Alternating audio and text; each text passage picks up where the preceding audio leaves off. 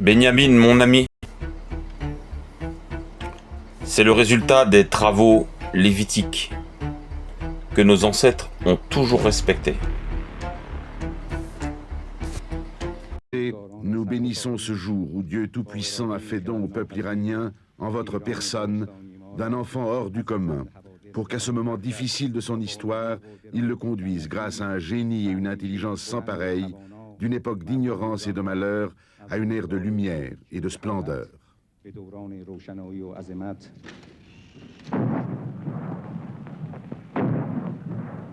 En 71 à Persépolis, pour le 2500e anniversaire de l'empire fondé par Cyrus, le Shah manifestait face au monde entier que la renaissance de l'Iran était en cours sous sa direction. Il s'affirmait en filiation directe du Cyrus qui avait fait la grandeur de la Perse.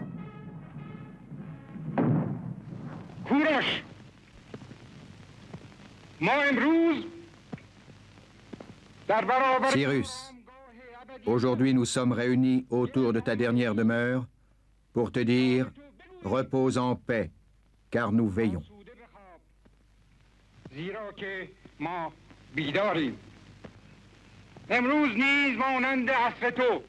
Aujourd'hui encore, comme durant ton ère, au milieu d'un monde tumultueux, l'Iran se veut le messager de la liberté, de l'altruisme et le gardien des valeurs.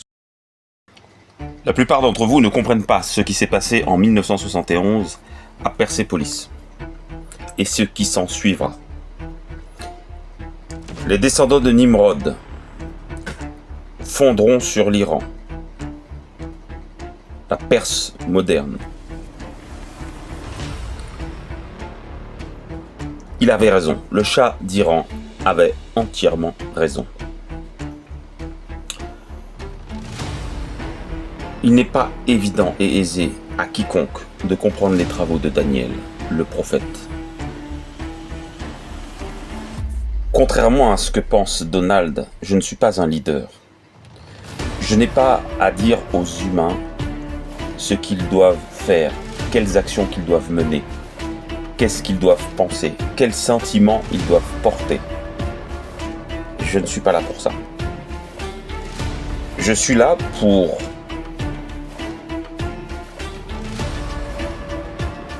que les âmes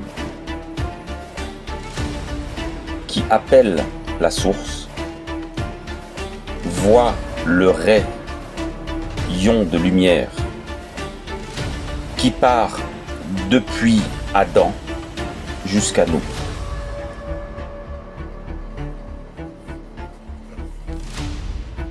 Je n'ai pas à vous dire ce que vous devez faire. La seule chose que je peux vous dire, l'Iran, tant que le Fils de l'homme ne sera pas élevé, l'Iran fera barrage au monde occidental. Ce sont les travaux des Lévites qui avaient foi.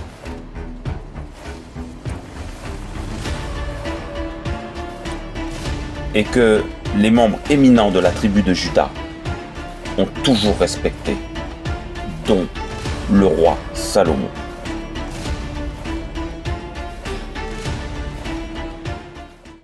Et le jour suivant, moi, roi Salomon, allai dans le temple et m'assis en grande détresse pour la pierre de l'angle.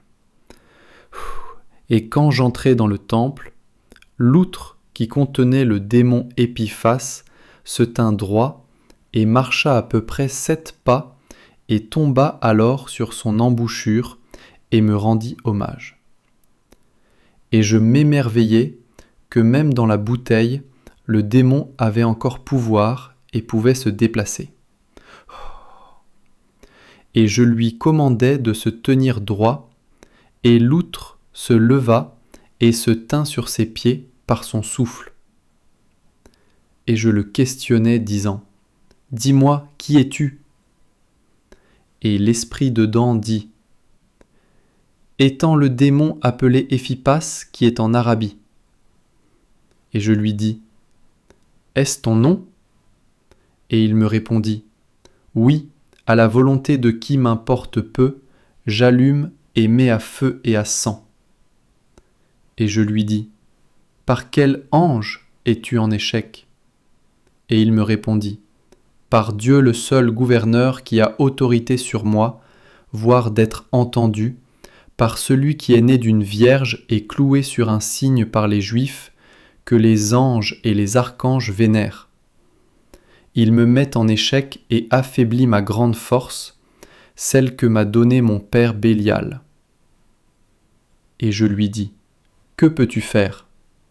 Et il répondit, étant capable de déplacer les montagnes, renverser les promesses des rois, dépouiller les arbres et faire tomber leurs feuilles. Et je lui dis, peux-tu lever cette pierre et la déposer à l'entrée de l'angle qui est dans le plan exact du temple?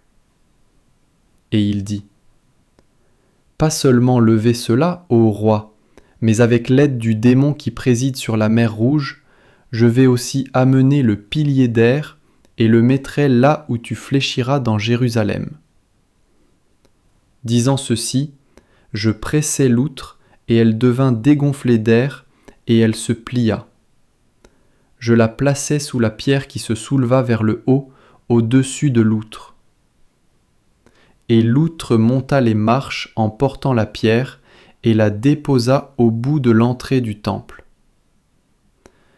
Et moi, Salomon, voyant la pierre levée en hauteur et placée sur une base, dit, en vérité, l'Écriture s'est accomplie qui dit, la pierre de choix, la pierre d'angle que les bâtisseurs ont repoussée, celle-là même est devenue la tête de l'angle.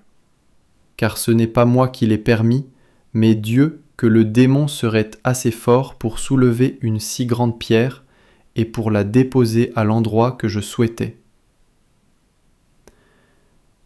Et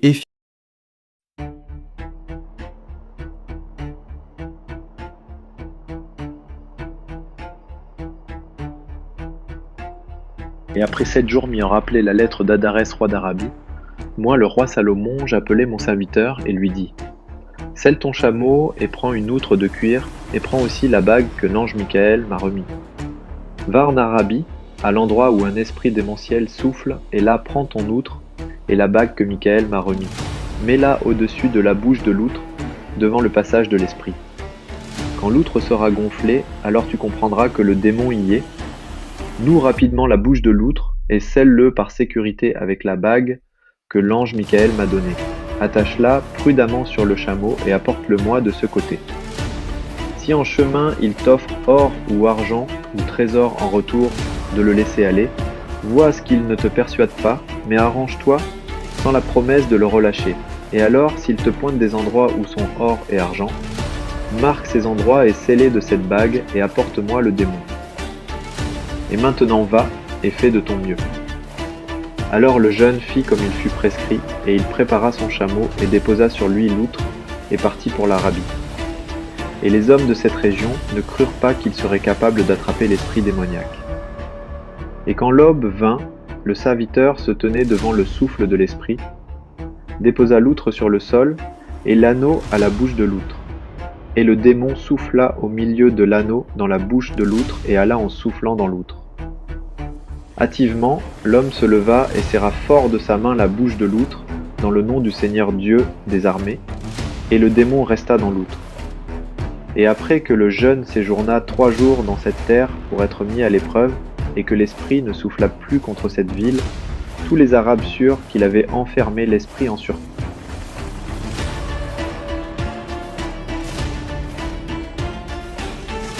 Vous êtes peut-être les grands de ce monde démoniaque.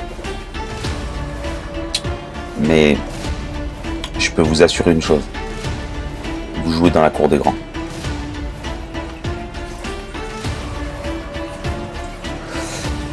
D'un point de vue magique, vous jouez dans la cour des grands. On va vous demander de partir.